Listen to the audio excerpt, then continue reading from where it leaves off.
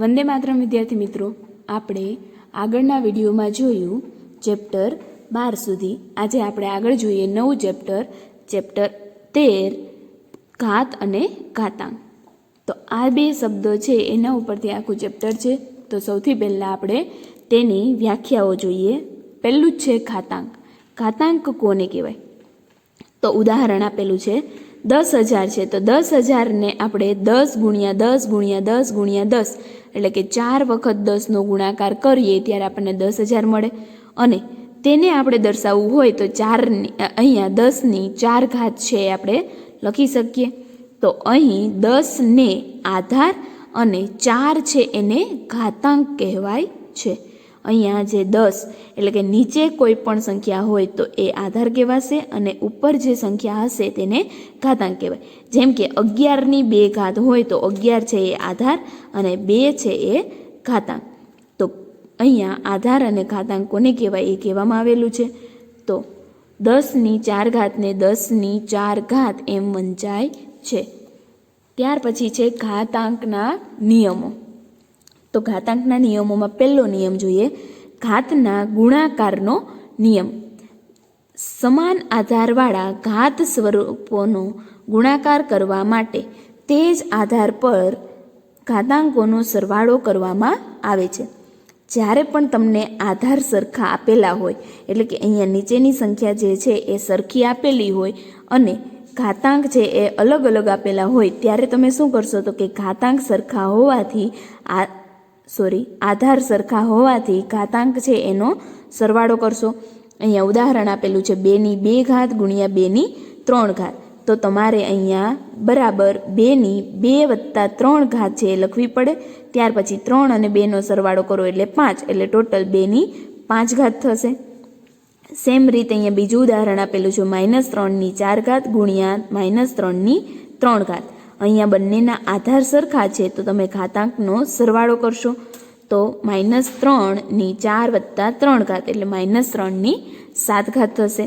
તો અહીંયા નિયમ બને છે કે એની m ઘાત ગુણ્યા એની n ઘાત તો બરાબર એની m વત્તા n ઘાત. તો આ નિયમનો ઉપયોગ કરી અને તમે ઘાતના ગુણાકારનો નિયમ એટલે કે કોઈ પણ આ સંખ્યા હોય તો એનો તમે ગુણાકાર કરી શકો કે જેનો આધાર સરખો હોવો જોઈએ અને ઘાત છે એ અલગ અલગ હોવી જોઈએ.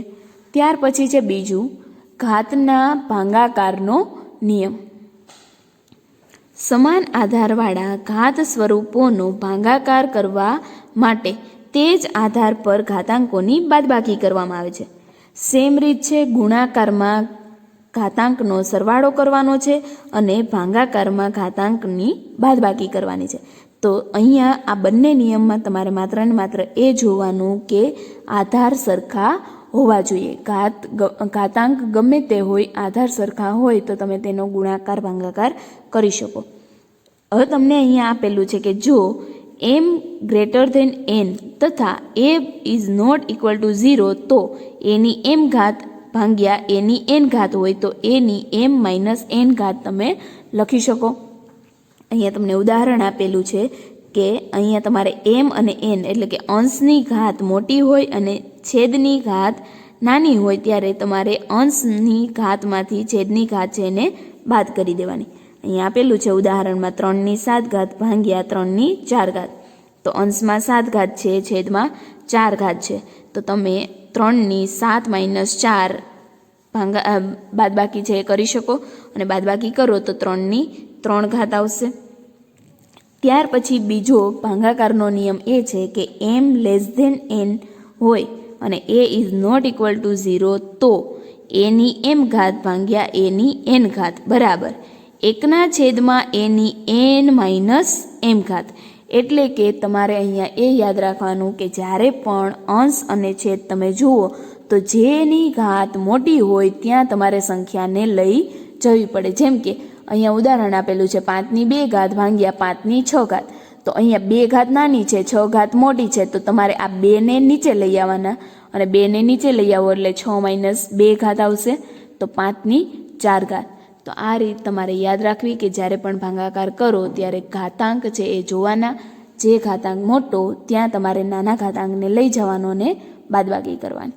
ત્યાર પછી છે કે જો m બરાબર n તથા a is not equal to 0 તો a ની m ઘાત ભાગ્યા a ની n ઘાત બરાબર a ની m માઇનસ n ઘાત બરાબર a ની 0 ઘાત બરાબર 1.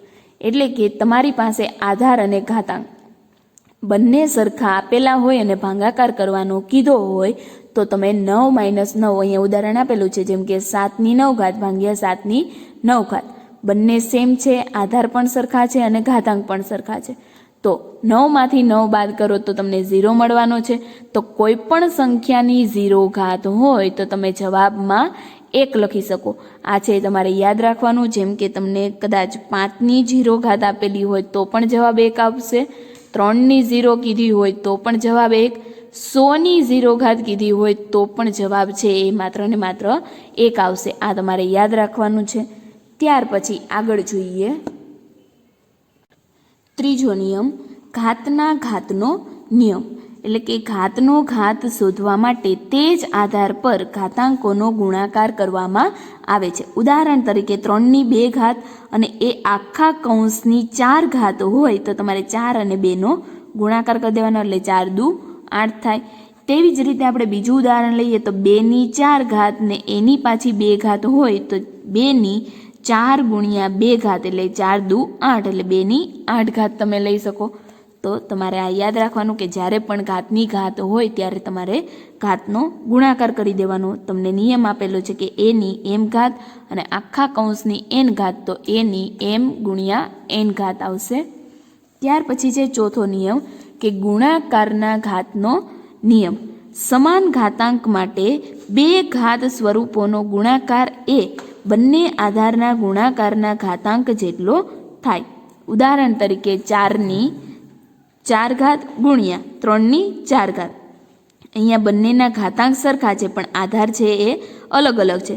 તો તમારે અહીંયા આધાર છે એનો ગુણાકાર કરી દેવાનો, તેના જેટલું છે એ તમારો અહીંયા જવાબ આવશે. જેમ કે 4 ગુણ્યા 3 એટલે 12, 12 ની 4 ઘાત. તો અહીંયા નિયમ બનશે કે a ની n ઘાત ગુણ્યા b ની n ઘાત બરાબર a b ની n ઘાત. તો તમારે યાદ રાખવાનું કે જ્યારે પણ ઘાતાંક સરખા હોય અને આધાર અલગ અલગ હોય તો તમારે આધારનો ગુણાકાર કરવાનો અને ઘાત છે એને એમનેમ રાખવાની છે. ત્યાર પછી છે પાંચમો નિયમ, ભાગાકારના ઘાતનો નિયમ. 2 સંખ્યાઓના ઘાતનો ભાગાકાર એ 2 સંખ્યાઓના ભાગાકારના ઘાત જેટલો થાય. એટલે કે જ્યારે પણ તમને બંને સંખ્યા ભાગાકારમાં આપેલી હોય અને ઘાત એક જ સરખા હોય અને આધાર અલગ અલગ હોય તો તમારે આધારનો ભાગાકાર કરી અને તેની ઘાત કરવાની. જેમ કે 3 ની 4 ઘાત ભાગ્યા 5 ની 4 ઘાત તો 3 ભાગ્યા 5 અને આખાની 4 ઘાત આવશે. તો નિયમ બનશે a ની m ઘાત છેદમાં b ની m ઘાત બરાબર a ભાગ્યા b ની m ઘાત. ત્યાર પછી આગળ વિશાળ સંખ્યાઓને પ્રમાણભૂત સ્વરૂપમાં દર્શાવવી. હવે કોઈ પણ તમને સંખ્યાઓ આપેલી હોય અને તમારે એનું પ્રમાણભૂત સ્વરૂપ તમારે લખવું હોય તો કઈ રીતે લખી શકો એ આપણે ઉદાહરણ દ્વારા સમજીએ. જેમ કે તમને અહીંયા આપેલા છે, અહીંયાથી તમે ગણશો એકમ, દશક, 100, 1000, 10,000, લાખ અને 10 લાખ. એટલે કે 80 લાખ આપેલા છે. તો તમારે એનું પ્રમાણભૂત સ્વરૂપ લખવું હોય તો સૌથી પહેલાં આગળ સંખ્યા છે એને લખી દેવાની, 8 એમના એમ જ ગુણ્યા 10ની અહીંયા જેટલા શૂન્ય તમને દેખાય એટલી ઘાત તમારે અહીંયા લખી દેવાની. 1, 2, 3, 4, 5 અને 6 શૂન્ય દેખાય છે તો 6 ઘાત. જો અહીંયા 7 શૂન્ય દેખાતા હોત તો 7 ઘાત આવત, 4 દેખાતા હોત તો 4 ઘાત. તો આ રીતે તમે પ્રમાણભૂત સ્વરૂપ છે લખી શકો જ્યારે તમને એમનેમ સંખ્યા આપેલી હોય ત્યારે. પણ જો તમને અહીંયા ભાગાકાર સ્વરૂપે આપેલી હોય તો કઈ રીતે લખશો? તો અહીંયા 5ના ભાગ્યા તમારી પાસે અહીંયા એકમ, દશક, 100, 1000, 10,000, લાખ, 10 લાખ, કરોડ અને 10 કરોડ, 10 કરોડ આપેલા છે.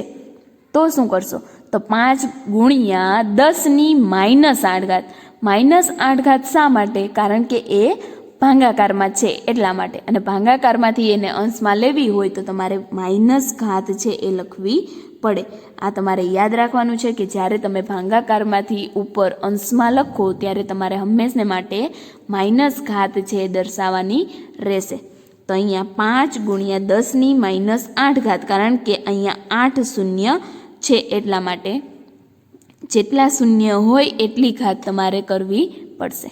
ત્યાર પછી છે કે દશાંશ સંખ્યા જે 1.0 અને 10.0ની વચ્ચે હોય તથા તેનો ગુણક 10ની ચોક્કસ ઘાત હોય તેને પ્રમાણિત સ્વરૂપની સંખ્યા કહે છે.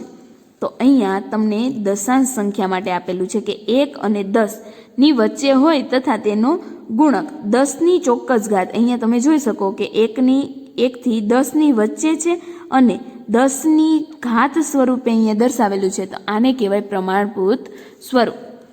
ત્યાર પછી છે અહીંયા ઉદાહરણ આપેલું છે કે જેમ કે અહીંયા આપેલું હોય 15, તો 1.5 ગુણ્યા 10ની 1 ઘાત થઈ ગઈ, કેમ કે અહીંયા 1.5 કરો તો 10 લખવા પડશે. જેમ જેમ તમે પોઈન્ટ ખસેડો એમ તમારે લખવું પડે. તો યાદ રાખવું કે જ્યારે પણ તમે પ્રમાણભૂત સ્વરૂપ લખો છો ત્યારે અહીંયા આગળની જે સંખ્યા છે એ 1 થી 10 વચ્ચેની સંખ્યા હોવી જોઈએ. આ છે તમારે યાદ રાખવાનું છે. અહીંયા આપેલું છે 150, તો 1.5 ગુણ્યા 100 અને 100 હોય એટલે 10ની 2 ઘાત આવશે. પછી છે 1500, તો 1.5 ગુણ્યા 1000, તો 1.5 ગુણ્યા 10ની 3 ઘાત છે. પછી છે 15000, તો 1.5 ગુણ્યા 10000, તો 10ની 4 ઘાત આવી ગઈ. તો આ રીતે તમે પ્રમાણભૂત સ્વરૂપ છે એ લખી શકો છો. અહીંયા તમારી આ ચેપ્ટરની માહિતી પૂર્ણ થાય છે.